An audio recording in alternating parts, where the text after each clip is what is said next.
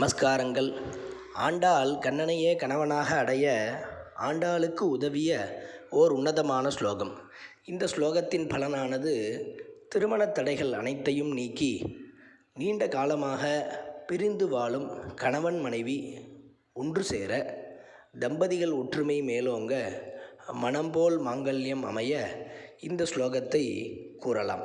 ஸ்லோகம்: காத்யாயனி மகாமாயே மகாயோகின் யதீஸ்வரி நந்தகோப சுதம் தேவி பதிம்மே குருதே நமஹா.